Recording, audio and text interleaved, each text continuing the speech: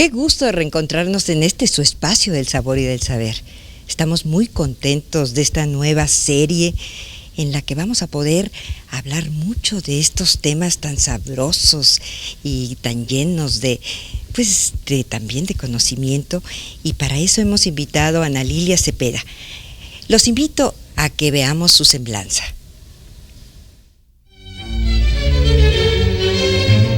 Ana Lilia Cepeda de León obtuvo la maestría en Sociología en 1984 y en ese mismo año fue cofundadora de la Asociación Latinoamericana y del Caribe de Estudios sobre la Mujer y del Grupo de Asesores sobre los Programas de la Mujer ante la UNESCO. En 1988 fundó Mujeres en Lucha por la Democracia, junto con un grupo de destacadas mujeres y cuya relevante participación incidió en la apertura democrática en el país. Años después funda el Centro para el Desarrollo de Mujeres Líderes, institución creada para fortalecer las capacidades de liderazgo. Luego asume el cargo de directora general del Fideicomiso del Centro Histórico de la Ciudad de México, coordinando el programa de rehabilitación más importante que se haya instrumentado en la historia reciente del casco histórico de la ciudad. Además, es miembro del Consejo de la Crónica de la Ciudad de México. Entre sus reconocimientos recibe la Cruz Oficial de la Orden de Isabel la Católica, en atención a los méritos por su participación en la recuperación del Centro Histórico de la Ciudad de México. La Embajada de España, por orden de Su Majestad el Rey, se la concede. Con ustedes, Ana Lilia Cepeda de León. Pues como ven, querido auditorio, estamos de manteles largos. Tenemos a una invitada, con una trayectoria muy importante y asimismo trascendente. Bienvenida, Ana Lilia. Pues muchas gracias. Gusto. Gracias, Bienvenida. Marta. De verdad. Gracias, Alejandro. Oye, y en este largo peregrinar por la vida y por hacer tantas cosas tan importantes, ¿qué es lo que más te ha dejado satisfacciones? ¿Qué es lo que más te ha gustado? Cuéntanos. Bueno, sin duda, primero gracias por la invitación. Además son dos queridísimos amigos que hemos compartido muchas batallas y hemos caminado juntos, ¿no? Bueno, yo creo que el mejor regalo que me ha dado la vida es haber podido participar en el Centro Histórico de la Ciudad de México. Fue realmente un proyecto muy interesante a nivel personal, fue un privilegio. El centro de la Ciudad de México, es el centro más grande de Iberoamérica, para empezar, ¿no? En el centro nos cabrían Barcelona, el centro de Barcelona y de Madrid juntos. Tiene 9 kilómetros, más de 80 museos. Se le llamaba la ciudad de los palacios, tiene 1,500 edificios de carácter monumental. Es de una gran complejidad, obviamente, porque yo creo que todos, alguna vez hemos tenido la oportunidad de transitar, de pasear por el centro, y sabemos que es un centro vivo, que es un centro activo. Yo siempre dije que cuando tuvimos la oportunidad de entrar a hacer la restauración del centro, iba a ser una operación a corazón abierto, porque estaba totalmente vital, vivo, con los comercios abiertos. Y ahí está el corazón de nuestra historia, claro, de todo lo que hemos sido, somos y seremos, ¿verdad? Claro. Y Ana Lilia, no solo el centro histórico de la capital de la República, sino el valor que representan estas plazas, estos centros históricos en ciudades muy importantes del país. Y no vayamos muy lejos, aquí mismo en el Estado de México, ¿qué nos podrías decir al respecto? Fíjate que la UNESCO declaró que el siglo XXI es el siglo de las ciudades, porque más de la mitad de la población en el mundo vivimos en las ciudades. Y una tendencia general y que me parece muy importante y muy interesante es rescatar los centros históricos que generalmente fueron olvidados. Y es producto de el propio crecimiento de la ciudad. Y yo creo que aquí, en Toluca, que es la capital, lo han vivido, en el Distrito Federal también lo vivimos. En los años 70 de pronto empiezan a surgir estos centros comerciales, ¿no? que muy exitosos en la periferia.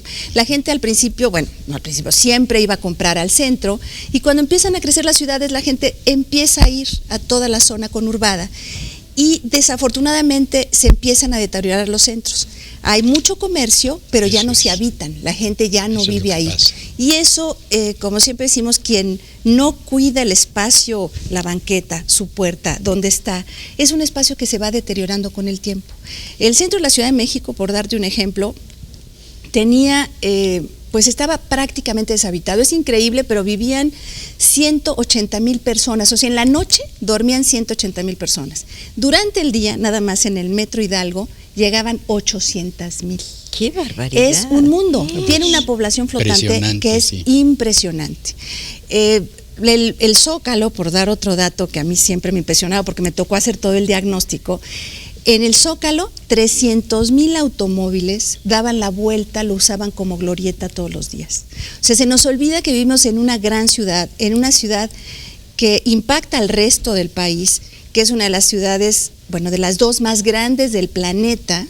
Simple y sencillamente tenemos la más grande del planeta, y que tiene una problemática conurbada, o sea, que tiene que ver con el resto del país, ¿no?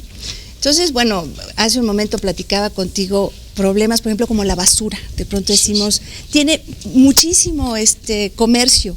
Bueno, son los barrenderos heroicos, se sacaban todas las noches la basura, el equivalente a un estadio de fútbol lleno todas las noches.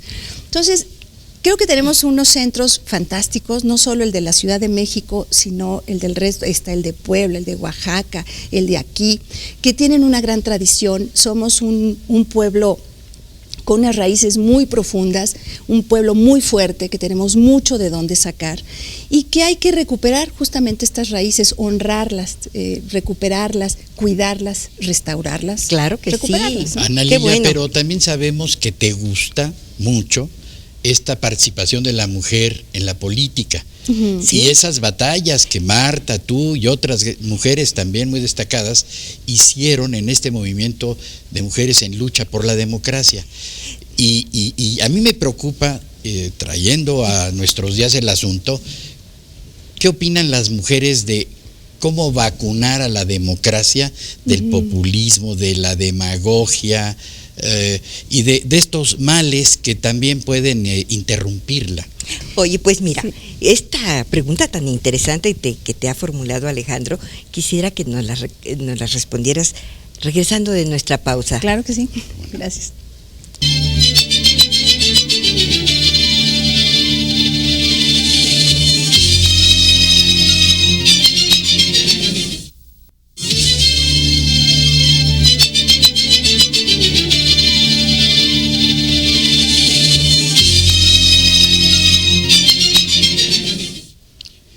Pues seguimos con nuestro tema y quedó esa pregunta, y que es muy importante: ¿cómo sienten las mujeres de hoy este proceso que estamos viviendo?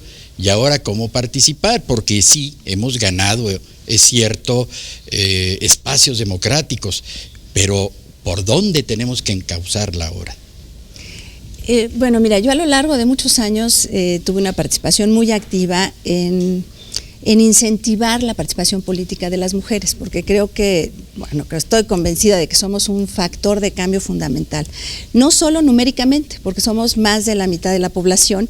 Siempre se dice que las mujeres somos efectivamente el factor de cambio porque tenemos más del 51% del padrón, pero creo que también tiene que ver con nuestra historia, con el trabajo que nos ha costado abrir estos espacios.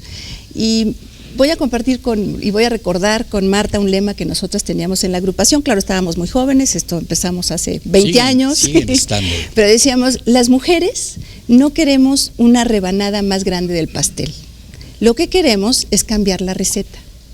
Y yo creo que efectivamente lo que hay que cambiar es la receta.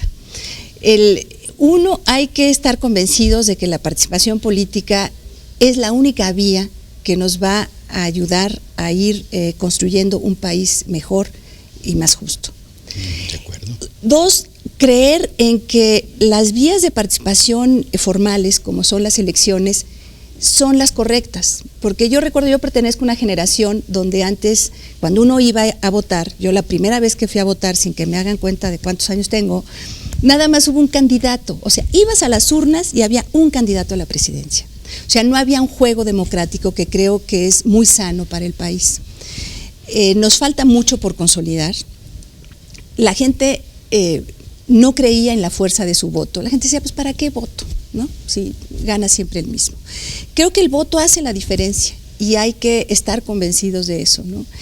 Y otra cuestión clave es la educación. Si no tenemos una sociedad con una conciencia cívica, que por cierto yo sí creo que hay que volver a instalar la materia de educación cívica, de civismo, claro, me parece clave, porque entre muchas otras cuestiones, somos, claro, lo que nos da entidad como ciudadanos son los valores, y eso te da además un sentido de pertenencia. Claro. Yo creo que el mexiquense se siente su pertenencia a raíz de que reconoce su cultura, su comida, su tierra, sus tradiciones. Eso es lo que te da identidad, ¿no? Y eso también tiene que ver con los valores. Y las mujeres creo que cuidamos más y le damos más sentido a nuestro voto porque nos costó mucho trabajo. Nosotros entramos a la vida democrática en el 53, mucho después que los hombres. Y además, bueno, empezamos a participar ya en cargos públicos. Creo que la primera secretaria a nivel federal la tuvimos en los años 70. O sea, es muy reciente la participación de la mujer, ¿no?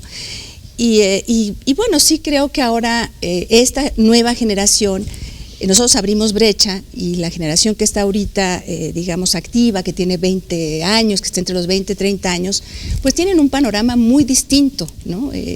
Hay un camino ya andado, pero falta mucho por hacer. Y sin duda estos dos ejes que son la participación social y la educación misma, indudablemente como sustentos de estos cambios para que evolucionen, crezcan y enriquezcan la vida social y política del país. Así es, y bueno, las mujeres yo creo que también tenemos mucha más conciencia por la maternidad, es el estar cerca de los hijos, y bueno, pues que esta lucha que hemos tenido tan a brazo partido, claro, ¿no? Que ha sido intensísima.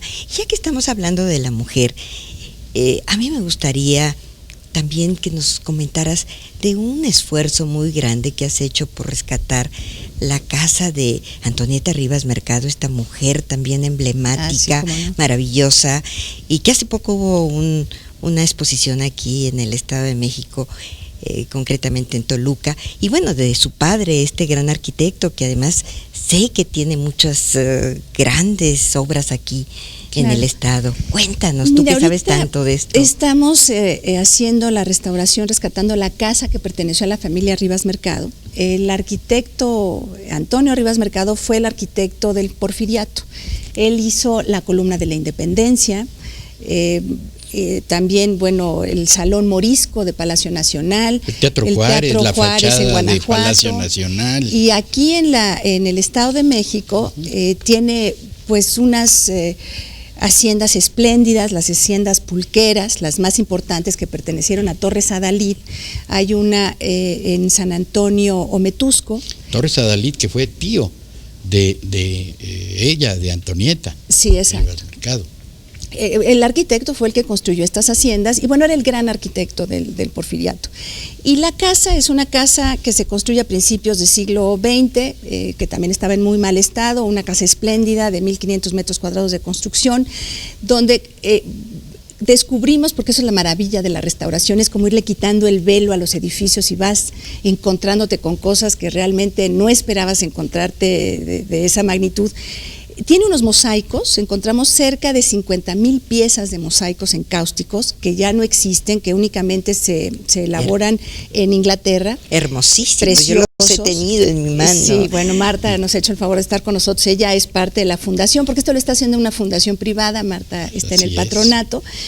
Y bueno, la casa tiene elementos arquitectónicos eclécticos, tiene Art Nouveau, tiene arte morisco, tiene un bay window inglés.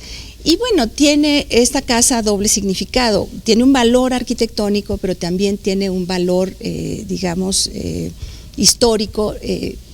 Antonieta nació y creció ahí. Antonieta fue una gran promotora de la cultura, vivió muy poco, realmente. Lástima, ella murió a los 31 años, en 1931, muy jovencita. De manera trágica, lamentablemente. Pero ella es la impulsora de la Sinfónica Nacional, del teatro contemporáneo en México, y por cierto hay una novela espléndida que se llama A la sombra del ángel, una novela preciosa que te relata toda la vida cotidiana durante la Revolución, que es la historia de Antonieta. Y el personaje principal es la casa. todo sucede en esa casa. Y hay que recordar también que editó a Villaurrutia y a Owen. Claro. Y fue una gran traductora. Sí, y les tengo la noticia de que vamos a una pausa y continuamos. Claro que sí. En unos minutos.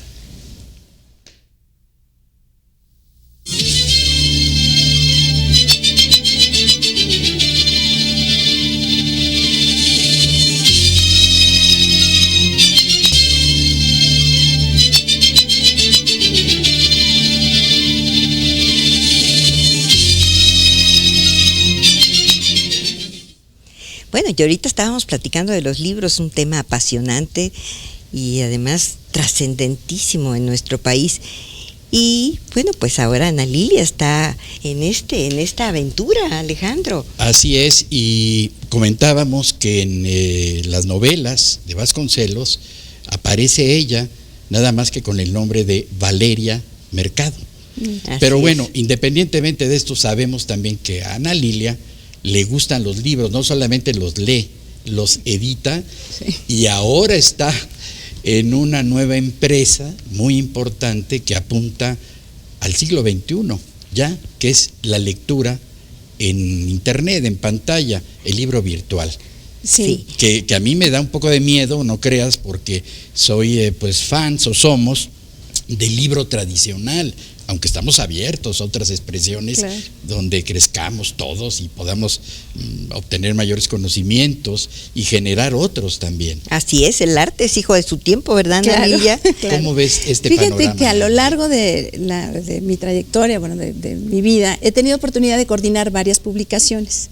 Y la última que me causó una gran satisfacción fue el libro del maestro Matos Moctezuma y del doctor Leonardo López Luján, que es un libro de arqueología sobre las 5 esculturas monumentales mexicas. Estupendo. Porque en el 2006 se descubrió una de las esculturas más grandes, más importantes, es el descubrimiento más importante en los últimos 30 años, que más vale la pena visitar, porque está ahorita en Templo Mayor. Es una escultura de 8 toneladas, preciosa, y es la diosa Tlaltecutli, de la vida y de la muerte.